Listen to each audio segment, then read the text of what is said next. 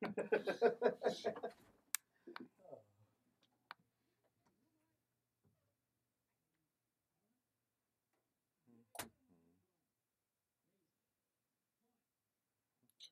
be on all of them. I did it right. This is so fascinating, man. It manages to go on all the Instagram and all, not Instagram. It goes on Twitter and all of them at once. Wow. It should. Just making sure.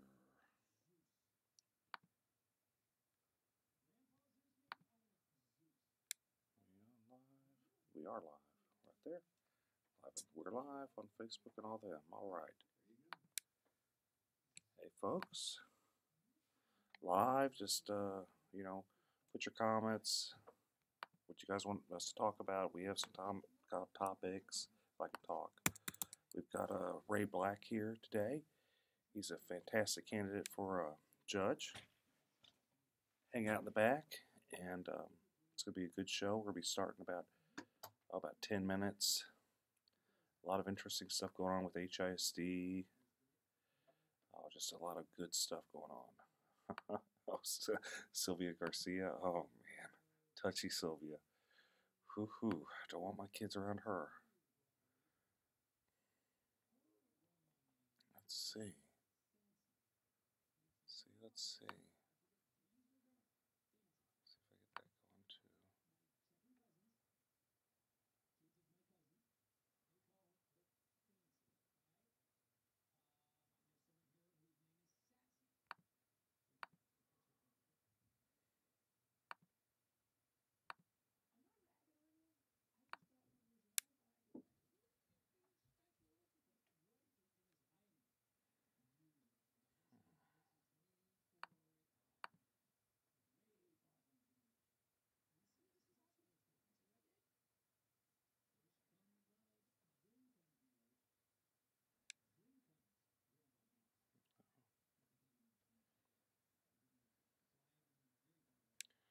Starting Chrome. Going.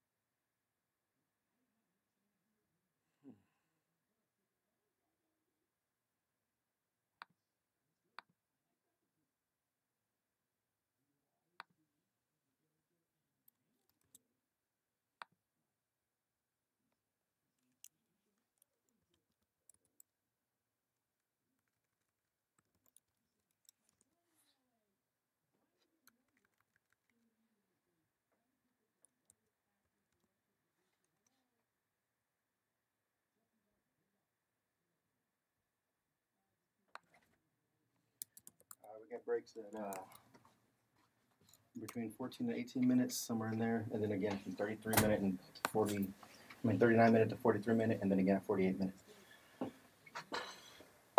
Good. So I lost the clock on that. Good. I think most of the stuff's going. So I missed a little bit more, but hey everybody, you guys got any comments? Just mention on Facebook. We're about to go on air. So yeah, we'll Couple go live minutes. on 106. At 106, 6 after the hour, they'll play the intro on it. Cool, 6 after the hour. Okay, cool. Hey Victor, it's my boy Victor. Facebook Live up and on. Here we go. Everybody up? Everybody running? See, that's good. I still gotta do the Of course, there's the delay that I'm used to. Yeah. everybody loves it. Okay. Yeah, I see it live on his computer. But this is All sorts of, it's going all sorts of ways. I'm about to get the Instagram going. Okay.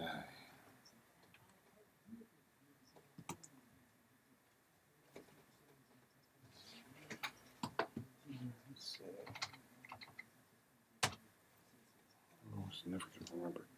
Instagram always gets me confused.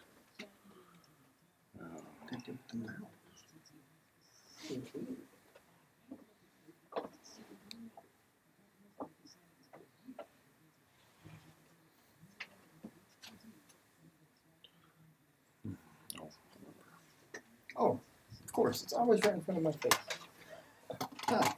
Right where it's supposed to be. of course. What are you looking for, the headphones? Another mouse. The Oh, the mouse mouse? is right there. If there'd been a snake and bit him, Hey, what? it was a mouse. What if they don't? Snake would have protected me. That's right. Okay. Over there.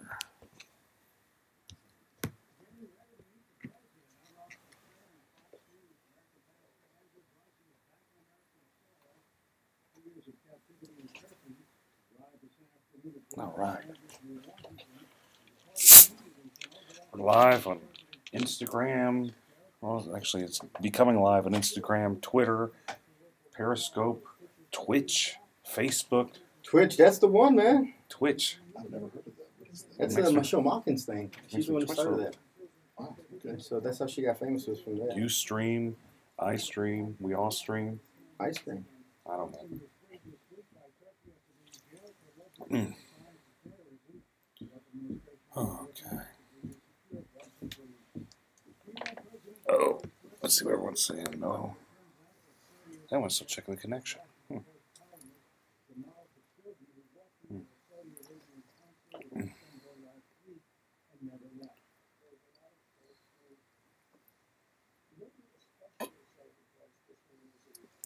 Oh, good, I'm live. Live on Instagram. It's fine. Oh, all It's sorts of slow. live. Some of my other one's fine. The one I used just for. Yeah. This live stream brought to you by Topo Chico. That's right, Topo Chico. I don't know. That's what I do. I posted for my youngest son's soccer game. The last time he played, he was drinking Gatorade. I said, "This shot brought to you by Gatorade." And then this morning, he was eating a donut after the game. So this one's brought to you by Shipley. So whatever. Somebody's got some good donuts. So that's the thing. After a nice long soccer game, that's what you need is to sugar up on a big box of donuts. Sugar and grease up. Oh man. So you got us on Instagram, right? I'm gramming it. Got the gram kicking.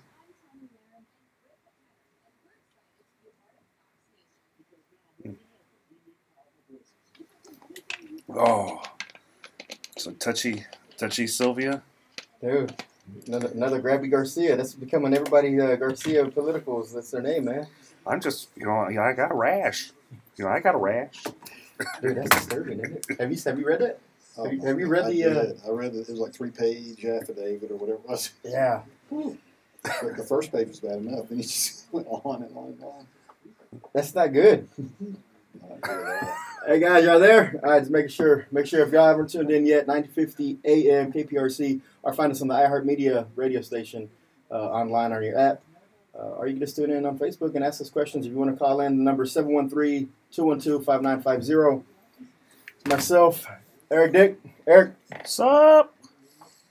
and Ray J. Black Jr.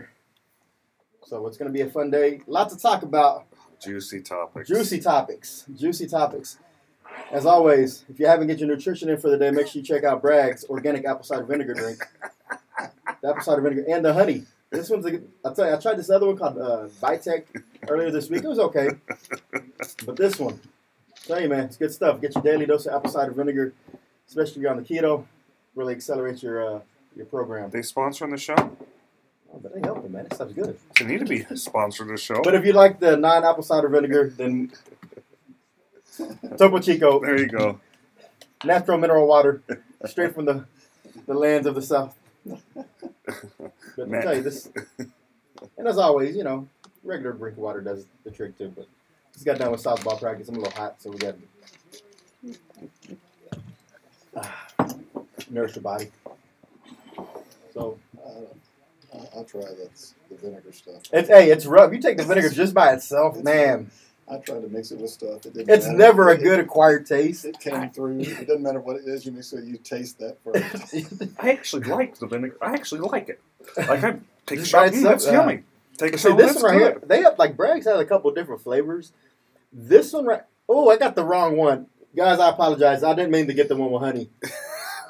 I can't even drink this one. Oh, it's the one with cinnamon I meant to get. I mean, this one's good, don't get me wrong, but just the sugar content is something I can't have. And I was such a rush to grab it. It's like my relative who I remember could drink buttermilk straight. You know, that's kind of the same way. Buttermilk? Oh, just. If you ever need buttermilk for a recipe, but you don't have any buttermilk, just take some regular milk and take some lemon juice. Stir it in there, yep. And that's the same as buttermilk. Oh, yeah. See? The more you know. The more you know. Oh, she's gonna start. Okay, she's gonna start bossing me.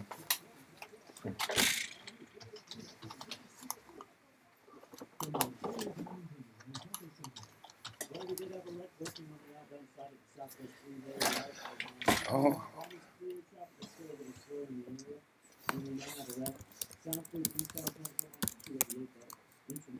Oh, jeez, I'm.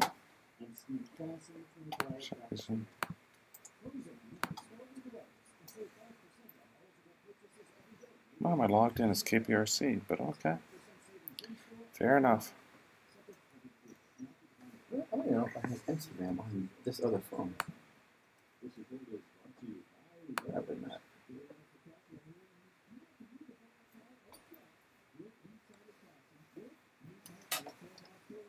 Hello.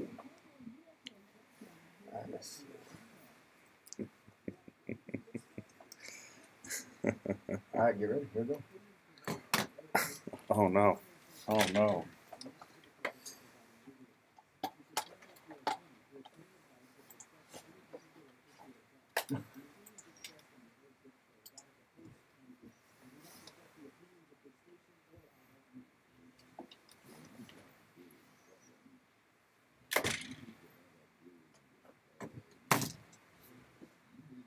We gotta find a way to turn the monitor in here sometimes, because you know.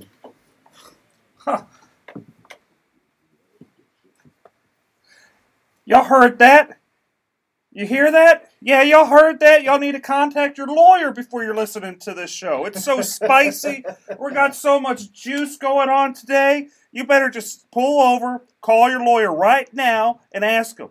There's a lot of people that probably should have called the lawyer before having any other discussions with other people. But, man, welcome to the Eric Dick Show. Man, good to be back on a Saturday afternoon, 1 o'clock. It's Eric B. Dick, the homeowner's insurance lawyer, joined today along with myself, Chris Carmona, and our special guest, Ray J. Black Jr. Oh, boy. And we just got a great, juicy show. Let's just go right at it. What is it? Hurricane Michael hit, and oh, boy, did it just wipe out Florida. Florida's gone. Man, that is one of the worst hurricanes we've seen here in Florida in a while. But, you know, Houston, we kind of have that, well, what about us type of feeling. And as bad as it was for Florida, we always remind ourselves about Harvey last year. But that's a good reminder that, you know, so many other states and people from around the country, they came through. They picked up the slack and helped where Houstonians needed it, where Texas needed it. So if you have the ability, you know, we got to make sure we pull together and help out Floridians as well. You're right, man. The worst thing that could happen, you spend a few $1 million at a house, and those houses down Pensacola, they're just beautiful. And, you know, it just gets wiped out. I hope their insurance companies treat them right, which they probably aren't. But I hope I'm going to be optimistic for a moment. I'm hoping they're going to do the right thing. Eric, do you think they're actually going to do the right thing? I don't know. How long have you been practicing insurance law? 10 years. And you've been fighting for the homeowners for over 10 years, right? I have. Yes, and out of that 10 years, how many times have the insurance companies done the right thing when it comes to covering these types of losses? Maybe 2. 2 times. Better call Dick. Okay.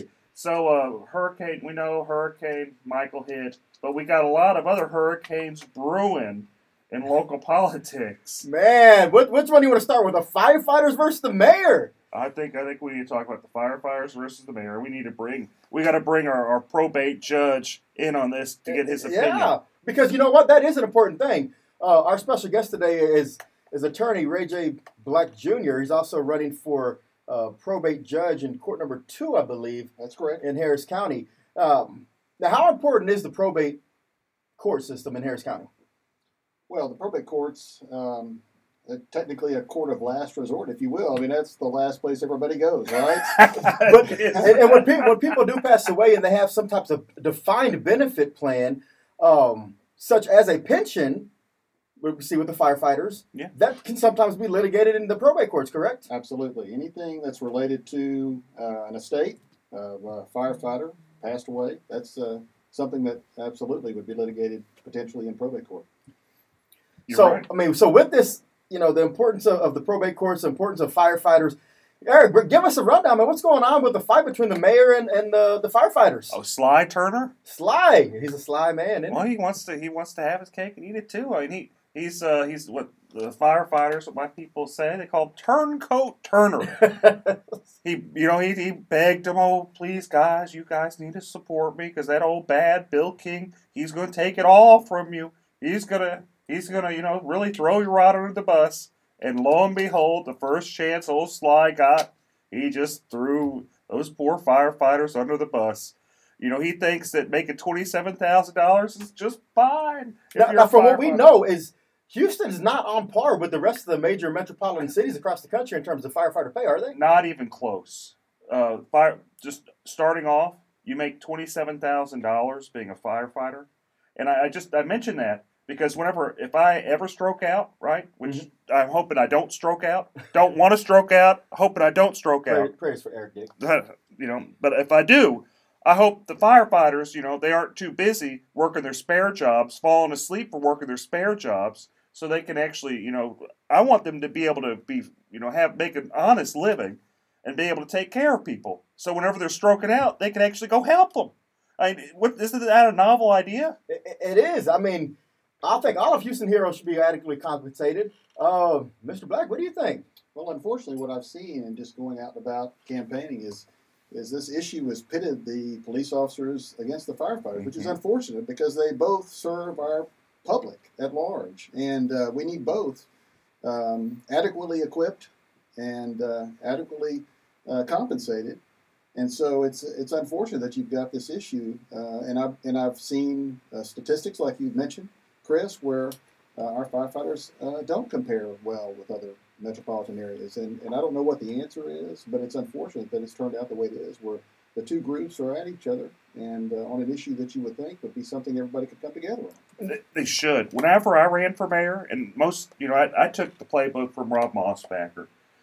Public safety, your infrastructure, your basic city services. Your necessities. You pick a few things, do a good job at it. But I don't see how we're doing a good job with public safety whenever our poor firefighters, they're making $27,000 a year. And we can all agree in this room, I think, that there's plenty of money in the budget being wasted in other areas of city government that aren't really necessary services that could be used for the firefighters' pay. What are you talking about? All that great art and the bike trails. So I think I love the bike trails. We have to have a green city, Eric. You have to have a green city. Well, I know, but it might be on fire, but it'll be a green city. Yeah, that's a good point. I mean, I'm interested to see how this unfolds at the ballot box in November, but something tells me that this fight won't be over in November. That's going to be something that's going to be thrown to the courts, kind of like it has before. So don't tell them what's going to happen. But what I am happy about is that the firefighters are pushing for what they believe is right. and I just don't think they've gotten a fair rub in this. Kind of some background on this, like how with the firefighters, they had a kind of a better pension, and in return they were paid less. What Sly did is he went to the legislature, cut their pension, so now they're paid less and have kind of a lousy pension. The police, on the other hand, they were paid in advance. They have like a so-so pension.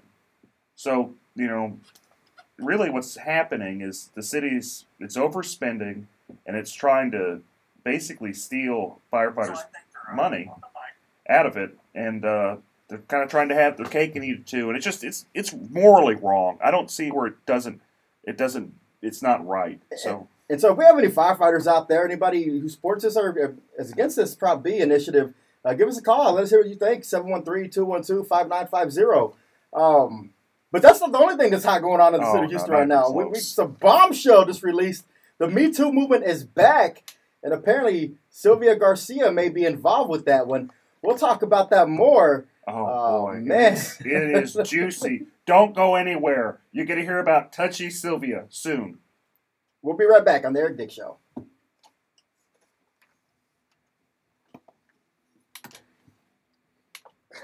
You like that, Touchy Sylvia? Lord have mercy. I don't know. I like it. We'll go with it. Don't be rash when you do these. Don't be rash. Oh. No, I try not to be rash. I want to know where it was going before the clerk or the other lady interrupted and unlocked the door. Just the visual that I got. That just was not pleasant. It's not. I mean, I got two girls, and I'm sitting there going, "Dadgum!" I hear this. They're getting touched here by men, getting touched by women. What the heck? Yeah. I mean, your girls are older than mine, Chris.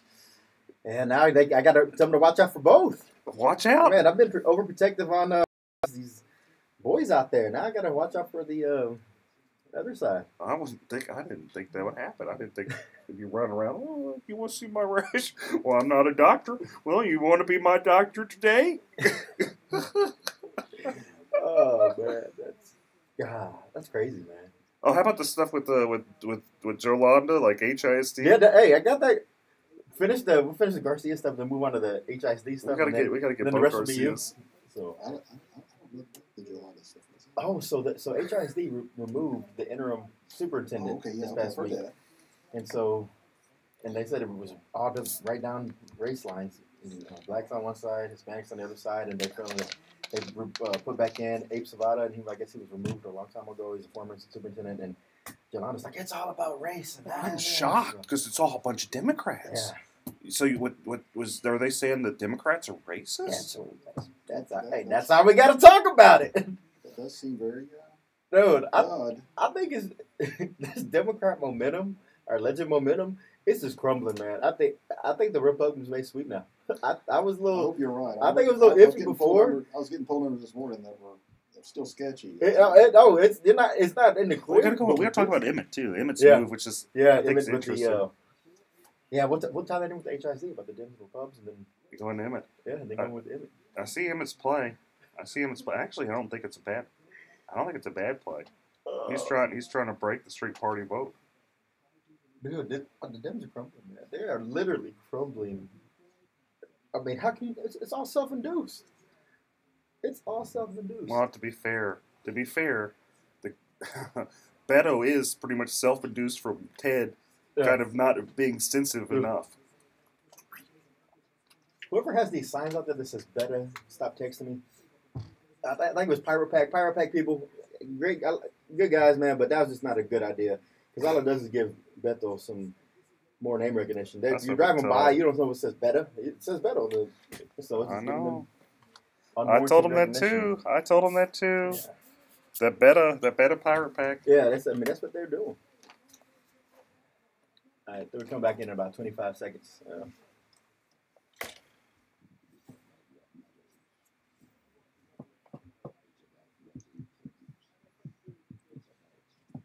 Yes, Roseanne, you know what I'm talking about.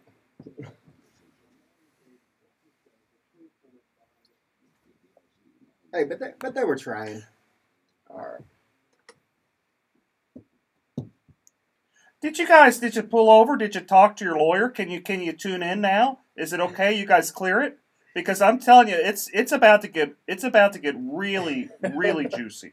If you haven't got legal counsel before, now's the time. And man, all right. So before we left off, man, this Sylvia Garcia thing, it's fire. So apparently, everybody was up in arms about these allegations from years ago with the Supreme Court nomination process. Well, now Sylvia Garcia has these same allegations from 20 years ago with a female staffer of hers. Don't be rash, Chris. Don't be rash. What are you talking about? I have no idea what you're talking about. About touchy Sylvia. I mean, there's always been some allegations about, the other Garcia running in Precinct 2, calling him Grabby Garcia. But now it's like everybody's last name Garcia running for office seems to have this problem, our alleged problem. I mean, what's going on over there? What's going on with the Democrats on the east end of Harris County? So what happened there? Wasn't it just some female staffer and what Sylvia's like? Well, I got a rash. You want to see this rash? Yeah, pulls off her pants, runs around with her panties, rubbing it on her. Yeah, from what I read in this affidavit or the portion I got, I mean, it's pretty gruesome or pretty detailed in terms of. Sylvia wanted her lead clerk to examine her as if she was a doctor and made her feel very uncomfortable. Mr. Black, in this age of Me Too, does that bode well for voter confidence in Senate District 29 going forward in November?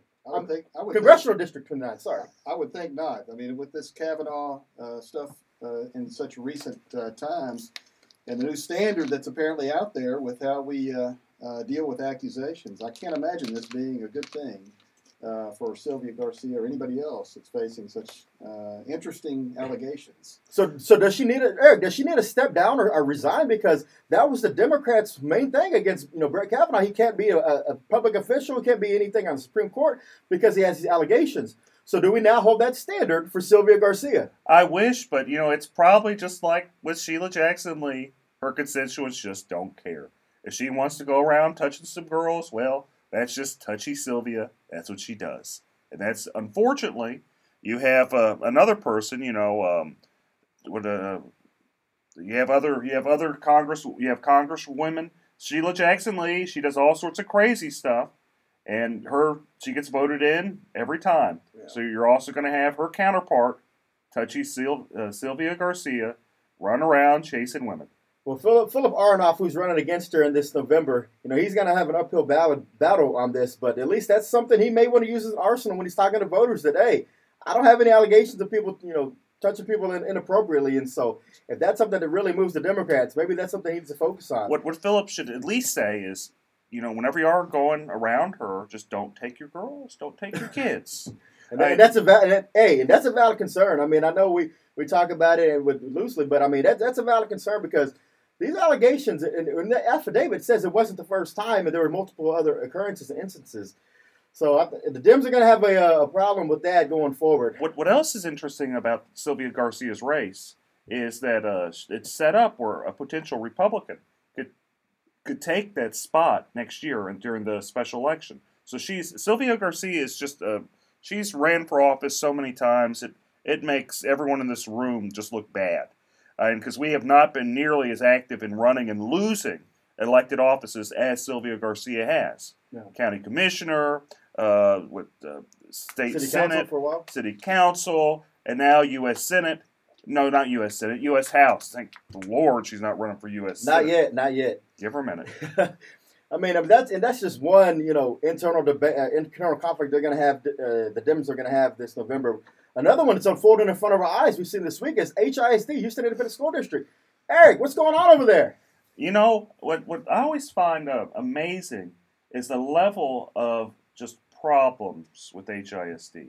When I say problems, you've got the former president who got convicted of criminal acts, stealing money, embezzling money. You've got them basically losing $20 million. I don't know how you lose $20 million. I don't know how you lose $1 million. I'm trying to find a way to find $20 million. But for some reason, they're really good at losing money. But now, apparently, this is the most Democrat HISD we've ever had. Every single person there is a Democrat. I don't even know if there's a man there. I think it's all female Democrats. Well, Sergio Lira just got elected to replace Manny Rodriguez in that special election last year. So you do have him on there. So you have one man. I think that everyone else is a woman. And you have what you have going Lunsford's on there, right? No, Lunsford's not on there. Lunsford was there. Okay, that's right. Lunsford's out. It's all Democrat women, save and except that one guy. It's true. And you have basically allegations and a movement that there's a lot of racism happening from the trustees. So my question is, because, Republicans always get bummed with, you're racist this, you're racist that. Well, hot dog, they're actually literally saying racism, and it's going on in HISD, and it's all Democrats. Yeah, we just got confirmation there's only one man on the HISD board at this time. And you bring up a good point, though. So from what I understand, the argument was this week is HISD is 70% Hispanic in terms of student population. And apparently there was conflict in terms of the allegations at least from Jolanda Jones, was that the non-black board members said they wanted better representation from the superintendent that reflected the body of the students. And so there was a vote to remove the interim superintendent. Wasn't a permanent, but an interim superintendent, because we're still trying to find a replacement from Carranza when he left up to New York. And so Grenita Lathan was a black female, and they removed her as the interim and put her back into a regular position. And they're saying if the vote was straight down, the black board members on one side, non-black board members on the other side. Is there race division going on at HISD? And with the Democrat HISD board, does that help or hurt Republicans or Democrats in this November election? I think it just hurts. It hurts the students. Those are the people that have been completely taken advantage of the whole way through. What do you think, Ray? Well, the issues clearly impede what the board is there to do, which is govern for the sake of the students. And this HISD has had a history of poor governance because of issues like this that take apparently precedence over what they're elected to do. And I think it sounds like, regardless of the makeup of the board politically, it sounds like if you view every problem as the nail, every solution is the hammer, and that's what they do, regardless of who's there. And the students, as Eric said, are the ones that lose out. Yeah, and that brings me to a point, because there's always been some underlings and some undertones of we need to get rid of the Harris County Department of Education because it serves no purpose. Does it? But when you see HISD in such disarray, couldn't you make the argument that the Harris County Department of Education can actually be the hero in these types of incidents? And is there a role, Eric, you're a trustee on the board, is there a role that the Department of Ed could be playing in this scenario? I'm actually the vice president there too, and before I understood what the Department of Education was, I jumped up and down and said we should get rid of it because I thought it was just a wasteful government entity. I thought it was redundant to HISD, and as I've looked at it, kind of looked more in detail on it, anything that kind of takes away from HISD is a good thing. Because there's no saving HISD. I have actually changed my opinion that we need to abolish HISD and break it up. It is just so insane. The shenanigans never end. For the last 6 years I've been paying attention to HISD. It's just problem after problem after problem. So I think the best role like a Department of Education could have is, go back to its original purpose. If there's problem with the, local school ISDs, break them up, separate them out. That's what I think would be the best role for, the Department of Education. Absent that, trying to, do what it can to, not be exceptionally wasteful, which is easy. Yeah. All the department has to not do is take a bunch of money and get some gas and just set it on fire. As long as they don't do that, we're good. Because the Department of Education actually runs at a surplus. They're never over budget. They actually are probably the most efficient countywide government organization. Is that correct to say? That actually is. It's true. We are $30 million in the black. Usually these government agencies involving education are in the red, but we're $30 million in the black. $100 million budget a year. We do a decent job. I'm not going to give it an A. I'd give it like a B minus, C plus. It has room for improvement. But what it's not doing is taking money and just throwing it away like HISD. Yeah, and that's the problem with HISD, man. Is it just watching that this week and seeing how, again, that racial divide, how these students are going to be the ones affected. They're going to start having that tension. I don't want to see a black versus Hispanic rivalry started in the city of Houston. I don't want that going, started in HISD, in the schools or on the board. But I'm sure it's going to, we say political affiliation doesn't matter, but they're all Democrats and they're going to start turning on each other. There's going to be a lot of people who start saying, don't vote for Democrats, don't vote here, don't vote there. And so there's going to be a lot of party switching or party lines being drawn. And we'll talk about some other star-studded county officials who are also going to say jump over party lines when we come back. Don't go anywhere. Eric Dick Show. We're just warming up, folks. You better talk with your lawyer.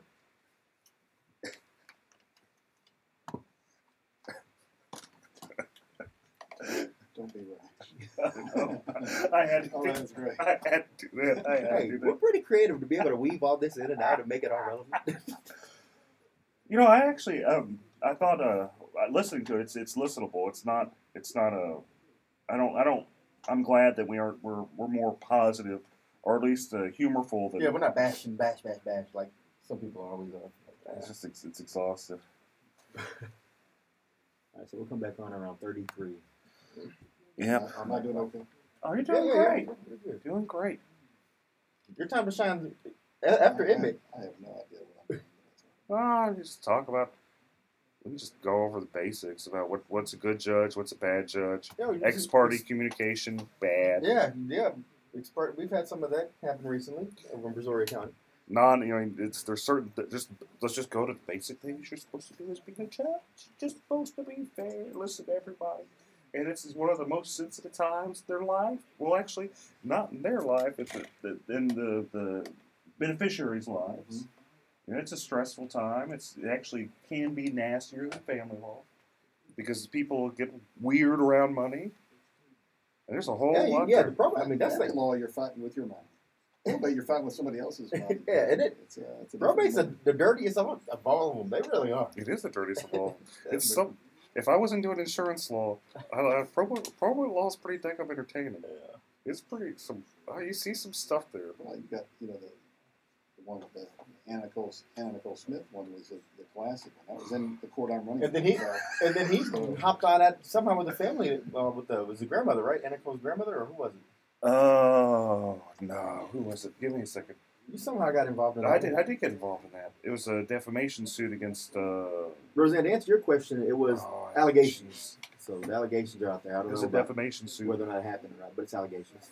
They were suing my gal. So I don't. You know what? I don't. This was 10 years ago. Yeah. It's amazing. It's been that long. 713-212-5950. Juicy stuff. Somebody wants to call in. So. It does. It does. The time flies. Anybody on the phone lines? Nobody? No. What's wrong with that? It's football season. It is football season. Hey, Irma. Got a lot of people watching though. Nah, I think Carmona is done. Now he's just there for entertainment purposes. But yeah, if y'all want to call in, just to talk about a lot of things going on. 713-212-5950. Hey, Berg. Berg, are you going to call in? You should call in and say you have some questions for us. Just make up something, right? And also, since we're always looking for more people to add on to the allegation story, if you've been affected by the state senator in District 6, Silvio Garcia, please let us know. We'd love to have the exclusive on this going forward. Yeah, Touchy Garcia. Because if Touchy Garcia's touched one, there may be more out there. And probably did touch more. She tried to show you her rash. Don't be rash about it. Don't be. But yeah, so if anybody else knows anything, Let us know. Give us the exclusive. Let us break the news.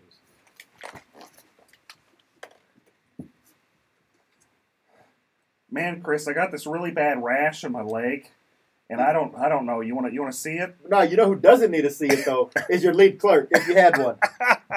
Okay, guys, we're back. All right. Oh boy.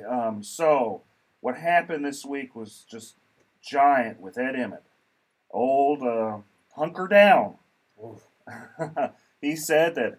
Well, one, he got the Chronicles endorsement. He got the Chronicles endorsement. I was shocked. And he was excited. Oh, I was shocked. Who would have thought that the Chronicle would endorse old hunker down? Doesn't he live over at the Astrodome? Isn't that where he lives now?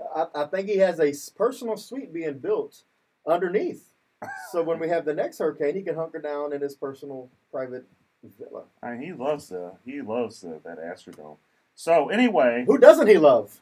Oh, he doesn't love Lieutenant Dan. He doesn't love Dan Patrick, apparently. Man, in a bombshell announcement this week, Ed Emmett, the Harris County judge, has publicly stated he didn't just say he was not going to vote for the Republican nominee for lieutenant governor. He went out and made sure he stated, I am going to vote for the Democrat Mike Collier. That's huge. How does that affect Republicans down ballot? As someone who's on the ballot in November, Ray J. Black Jr., how does that affect you and the rest of your brethren running for judge this November that the county judge has come out and said, break up the ticket and cross party lines? Well, since this is the last year we're going to have straight party voting here in Harris County, it's important, I think, at least for Republican judges, that we get as many straight party voters as we can. I know that Judge Emmett does great work for the county, always has, and is very popular. But he's also not one to shy away from supporting Democrats and Republicans both. So I guess it remains to be seen whether those comments and the Chronicles endorsement are going to have any adverse effect on the Republicans, but I certainly hope it does not. Do you remember Lloyd Oliver? I do remember Lloyd Oliver. You remember what Lloyd Oliver said that got him kicked off the ballot? He was supporting the Republican nominee. Yeah, he was. So my question is, Lloyd Oliver, Democrat for DA, he said, I think he said basically he was going to support. I don't even think he said he was going to vote for. He just said he'd prefer like some type of Republican over Democrat. And lo and behold, the Democrats are so outraged by Lloyd Oliver. The Tea Party Democrat, as he called himself. They were so upset about that Tea Party Democrat, they kicked him off the ballot. Will that happen here? Well, I think it's too late there because that was in a primary situations. I don't think they're going to kick him off the ballot, but I understand Emmett's position because he's a very strong candidate countywide. And he doesn't really necessarily need every single Democrat to win or every single Republican to win because he does have enough crossover appeal. But was it necessary in this instance to take that last jab? Because everybody's saying this is Emmett's last tenure or last term once he wins. Was it necessary or was that just a potting shot to go as he leaves his last election? So if you're looking at it strategically, it could be necessary because you have like this overtone of Beto and him pushing for Harris County and likely to win Harris County. The question should become, how much does Beto win Harris County by? Does he win it by 10, 15% like Hillary did 2 years ago? Or does he just barely win it or even hypothetically lose it like with Ted Cruz, his election 6 years ago, where Ted Cruz just squeaked Harris County? He did. And that's the thing. With the county so competitive, I'm shocked. I am truly shocked that the Harris County Republican Party chairman would not have that discussion with Ed Emmett prior to making such a bold statement. But am I shocked that he didn't? I'm probably lying if I say I'm shocked. Well, let's kind of go into that. Just a minute. This is a good thing to kind of. I'll let y'all talk about that one. Let me veer off just for a minute on this because you got, if I remember right, the financial chair of the Republican Party, who also is very influential in an organization, and that organization endorses Democrats So you have that kind of tying on. The HRBC, who endorsed Democrats over Republicans, though it did primarily endorse Republicans, it's an alleged Republican organization that does support Democrats. To deny that is to be dishonest. And you have someone with such close alliance to the Republican Party. That brings me some pause. It also brings me some pause that the consultant for the local Republican Party is tied in with Strauss, and just an excruciating moderate. All this tied together with, guess who was on air saying vote for Paul Simpson? It was Ed Emmett. No. So No. I don't know. Don't say it ain't so. Oh, so you see all this stuff going on, all this loosey goosey Republican winking, playing footsies with Democrats. You wonder, is this like an inside job to sabotage in some certain races? I don't know. I hope it's not. I'm going to be positive about it. But dadgum, there's a lot there. And that's the thing. They, the party has given full resources to Ed Emmett and the likes of like Sarah Davis, who's very in a competitive district herself. And there's always that preach about big tent. But when you take a shot at an ultra-right conservative like Dan Patrick, is the Harris County Republican Party truly a big tent party now? Or is it just saying, if you're not moderate, probably don't have a spot here for you? Yeah. Well, I don't know. I mean, those are questions that are probably going to be answered soon enough. Big tent when it's convenient for the party. Whenever you're paying to play, it's big tent. Yeah. So let's kind of maybe turn the page. Well, now we have the election coming up. That's true. And, today's special guest is a longtime practicing lawyer, great mind, great scholar, good friend of mine, and also a stout judicious mind. That is Mr. Ray J. Black Jr. Welcome to the Eric Dick Show. Thank you, Chris. Thank you, Eric. And Pleasure so to be here. you are running for, like I said earlier, the Harris County Probate Court number 2. And that's a very special court in Harris County because there's 4 of them, because the legislator has specifically drawn out in certain jurisdictions you have a specific probate court instead of just going to a regular district court or a county court, correct? Correct, and they primarily sit in the major metropolitan areas here in Texas. There's an exception to that, but in Harris County, as you said, we have 4 statutory probate courts. They're specialized courts, and they're courts of original jurisdiction for probate cases, guardianship cases, fiduciary litigation, and elder law and mental health issues. And because they're specialized, their jurisdiction is actually broader than your average probate court. So there are issues that can be related to probate or guardianship cases that are not probate and guardianship related or specific, but they get drawn into probate courts, and so they have broad jurisdiction. The same as you might find in a district court, for example, where they hear personal injury cases, so can a statutory probate court, or they can hear divorce cases and family law, so can a statutory probate court if it's related to their underlying issues. Incident appertaining to an estate or Absolutely. one action. Absolutely. And so one of those would be if, for example, if there's a wrongful death action, if it's during the probate period, and someone in the family files a wrongful death, would that go to the probate court or would that go to the district court? It depends on the filing of matters. So sometimes those cases get filed separately. So if you have a personal injury case where someone dies or is severely injured, then the probate or the guardianship, if there's one, may get filed over in the statutory probate court, but the personal injury case may end up over in district court to start. But it's not uncommon for those personal injury cases to get drawn back into probate court if it warrants a transfer. And it's not unheard of. In fact, for years, when I first started practicing, when the district court dockets were so backlogged, it was not uncommon for cases to get pulled over in probate court because they had more time to hear the cases, and you got a lot faster a trial schedule, and you got a result quicker than you might in district court. Okay, and so another example, say I have a guy that owes me maybe $200,000 and he passes away.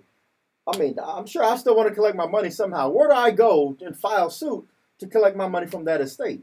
So as a creditor of somebody's estate, if there's a estate pending, you can file a claim in that estate for the amount that you believe you're owed. There's a process for that.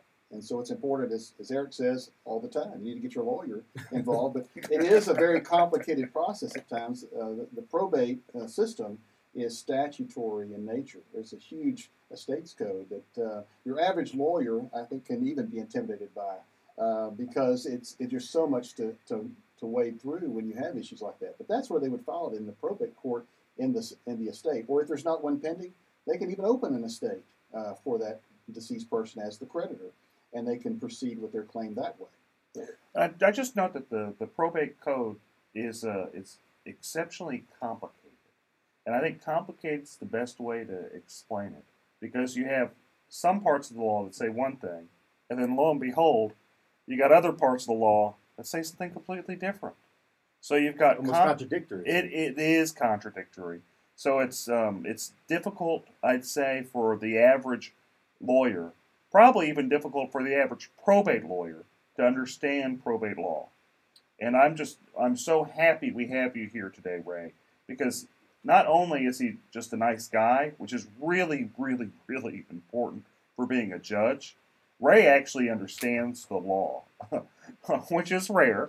But because it is a complicated part, like you said. I mean, he can not only just hear probate matters, but because it's called the probate court, but he hears a lot of other things. Let me ask you this, because this is a question that we sometimes get, and maybe we'll have to answer it on the way back. But hold that thought, because a lot of things in Harris County surround about this immigration debate. Does that tie to probate? We'll find out. Oh, next. You guys stick in. We'll find out soon. Eric Dick Show, stick with me.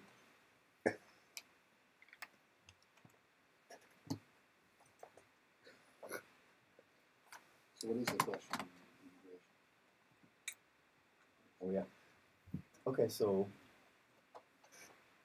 when schools, so you have school districts, and you have families who, they have kids that are over here, but not necessarily the parents, but they have relatives that live here, and so the kids want to stay with the relatives and go to a school here. School sometimes says, okay, we need somebody that says they're the guardians. Do you need an actual guardianship? Or do you just have to have a power of attorney over the body, or the person, not the estate? Gotcha. Well, the answer to that is if it's a minor, they can't sign it. Well, not the minor. So with the parents back in whatever country, does it go? That's so. Because I get that question a lot. We got a phone call from Buck Humble. He wants to talk about a touchy Adri Garcia. Yeah. Grabby Garcia. Grabby Garcia. Go for it. Oh. Okay, so we have a call that he wants to talk about Adrian Garcia, and his name is Buck Buchanan. Bug Buchanan. We know Bug Buchanan. I'll talk about Grabby Yeah, I Garcia. figured you must. Buck I have a picture of Buck taking my son. The name of the show is The Eric Dick Show. It's on KPRC AM 950 right there. So, and then Eric, everybody here. So yeah, if you go on to 950 AM in your radio or go on the iHeartMedia app, look for it. You'll see it. We're on live right now. Man, why don't y'all tell me my hair was all discombobulated? Y'all gotta look out for me. Y'all are looking out for me today. You have a face for radio. That's I got a face. Today truly is a face for radio. The number is 713-212-5950. So if y'all want to call in again, 713-212-5950. Grabby Garcia. Touchy Sylvia. Grabby Garcia. You just don't go. You go into you know you go into precinct 2. Unless You go to the East End. Unless Mormon's around watching you, you're gonna get touched. Thank God you got a Mormon right there, trying to get them off you. Fighting Jack, just fighting them What away the does? molesters. My hair? Come on. Nah, it's usually nice and, some little fluff in there. Now, I think it's because I put that water on in the headphones. Leave me alone. Look at the softball practice work. Post practice. Man, you know what it is? It's because normally my whole body hydrates from these drinks, but I grabbed the wrong one today. I got the honey instead of the cinnamon. Yeah, the honey helps the curls lay down flat. Oh.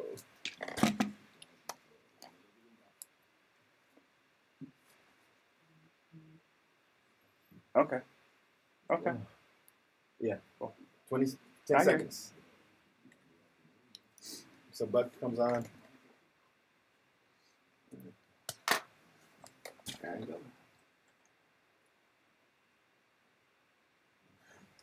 All right, folks, we're back for the final segment of the Eric Dick Show. And I hear someone's calling, want to talk about Grabby Garcia. You better watch out if you're in the East End. You better watch out. You got 2 elected officials that got some slippery hands. Gonna touch you.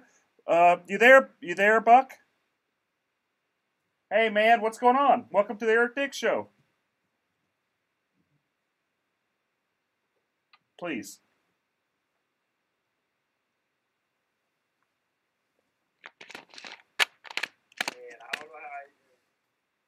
First place, but then after he was elected sheriff midterm, he quit to run for mayor. Adrian Garcia was an HPD officer, city councilman. Then he ran for sheriff, and he wasn't running for the people. He was running for himself. And then he ran for congressman and lost. Well, he ran for mayor and then lost. And then he ran for congressman. Now he's running against Commissioner Mormon. Mm-hmm. And I don't live in Commissioner Mormon's district, but how does Adrian Garcia get elected like that when he stays nowhere? Do y'all have any answer for that? The sheeple. The people on the East End, they know Adrian Garcia, but he always gets elected. And I was just wondering if Republicans would be helping Adrian get in there. There are a sliver of Republicans that do support him. People like Jacob Motti, which I kind of wonder why he feels the need to support Adrian Garcia. But, you know, on the other hand, you have fighting Jack Mormon, who he has a lot of bipartisan support. Jack he's a good guy. He's the real deal. He really is just a people's person. It's kind of shocked me whenever I first met him and how so there's a tie in here. You got Touchy Sylvia, who got arrogant being a county commissioner. She had $2 million in the bank and just did nothing, figured that she was gonna be a county commissioner, get all of her secretaries to sit in her lap. It was gonna be a good time. But, while she was too busy, I guess, doing what she was doing, fighting Jack Mormon got in there, and he won. He won by just doing the basic things, going door to door, letting everybody know that it was time for a change. He's going to do a good job, and the guy has.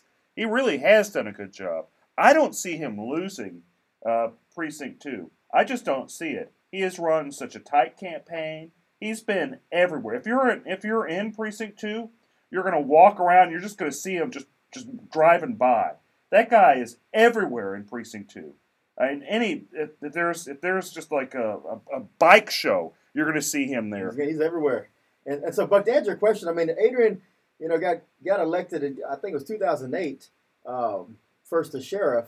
It was against Tommy Thomas. And you got to keep in mind, at that time, there was some internal issues going on with the Thomas campaign and the administration. And so that's how Adrian was able to get the confidence of the county people. But thanks for the call, Buck.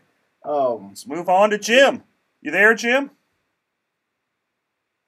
Hey, Jim. Did we lose Jim? I don't know. You there, Jim? Yes, sir. What's going down? Welcome to the Eric Dick Show.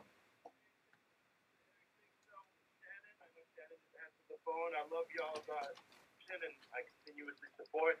And I just had a quick question in regards to the law career. Chris Carmona is actually a Facebook friend, and I heard about it through his promotions on his Facebook Live right now. So what's up, Chris? Thank you. What's going on, Jim? Hey, man, I'm about 1L year at Texas Southern University, Thurgood Marshall School of Law, and I just wanted to ask some advice in regards to pursuing my career as an attorney. Is there any advice that you might have before I finish and I graduate as far as positioning myself in a way where I can, maximize my opportunities? I definitely want to make sure I preserve my energy. Absolutely. Network. You want to build your network.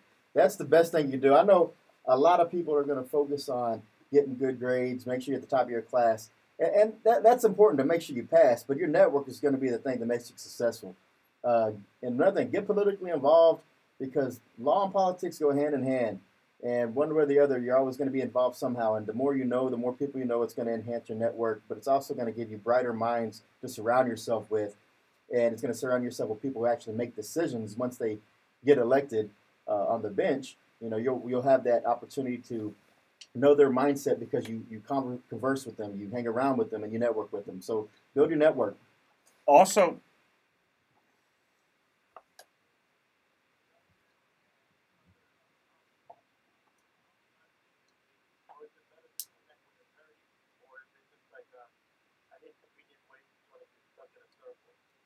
I would say both. you want to meet and talk with as many people as you can because the non-attorneys will end up being your clients.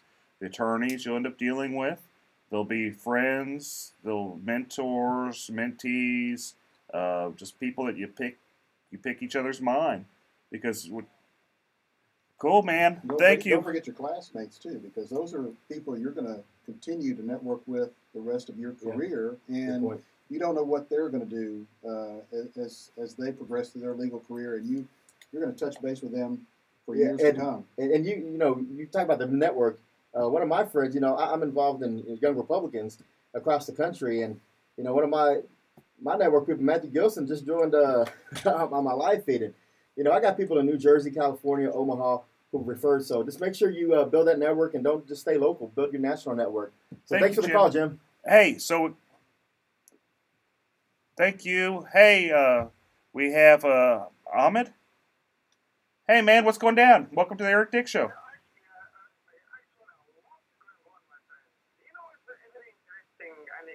When we talk about politics in America. That's why I'm personally writing a book which is not done yet, going to be Immigrants for America. I ran for county commissioner, I ran for county judge, I ran for youth Congress, I ran Republican, Democrat, Independent in Kansas, and I'm here. But you know what? I love America. Last election in year 16, I was the Democratic nominee for county judge. Okay? Congratulations. I have a law degree. I have a doctorate degree. I have a security clearance from the feds in all three. Wow. I'm highly educated. I'm a businessman. And guess what? Because the name Hassan always can beat me in the primary. And that's why I keep running. Because the people, they need to change their image. They love you as a lawyer, as a businessman, as a doctor, as whatever. But when it comes to election, they do not vote for a name, which is sad. Because we all immigrants, but people don't realize that. If you have that kind of name, I'm actually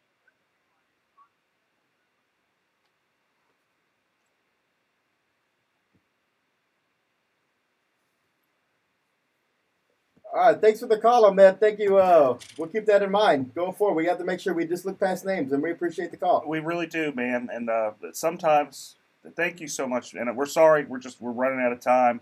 Didn't mean to really cut you off, but with names, you just got to keep running. I have an odd last name.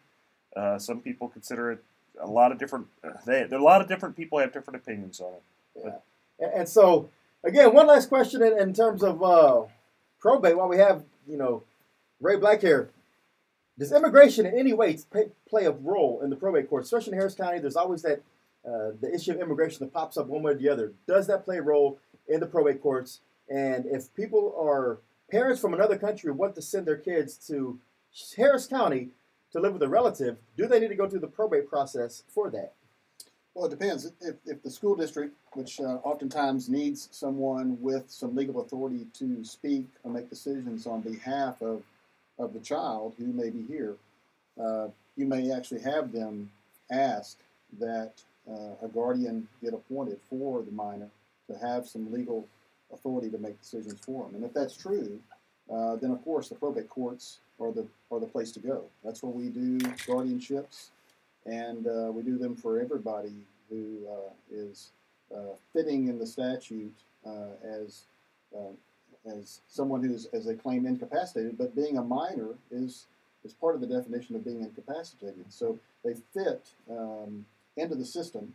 And as needed, we take care of those minors. It's not uncommon. It doesn't have to just be with the school district. We see that all the time. We talked earlier about personal injury cases. Personal injury cases affect everybody. It doesn't matter whether you're a U.S. citizen or not. In your case, may end up in probate court. So we cover all facets of that, and while we don't deal with immigration directly, we certainly deal with people who have an issue. Thank you, guys. Don't forget to vote. Election's coming soon. Thank you so much, Ray Black. He's a great guy. He good is, person. and Ray is again one of the most knowledgeable attorneys I know, not just on probate, but with a lot of things. So remember, November, look for those names on the ballot, people that you can trust, and Ray Black is one of them. And also remember that if you have the need for someone to fight for you because of some homeowner insurance disputes, insurance company's not taking care of you, who do they need to call? Better get Dick, Eric Dick. Better get Dick, Eric Dick. Again, it's been a pleasure spending some time with y'all on this Saturday afternoon. Chris Carmona's here with Ray J. Black Jr. and Eric B. Dick. Take us away, Eric. Next time. See you guys next week. Y'all have a great weekend. Bye. That was fun. It's always fun. Guys, thank y'all again. Thanks for the calls. See you And, guys. thanks for the feedback. I'll get back to y'all. Peace.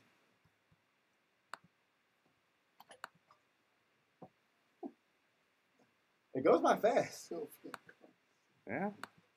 that's just, Hey, apparently it got the apparently it got the Sylvia Trevino because she paid attention. She started chiming in at one point.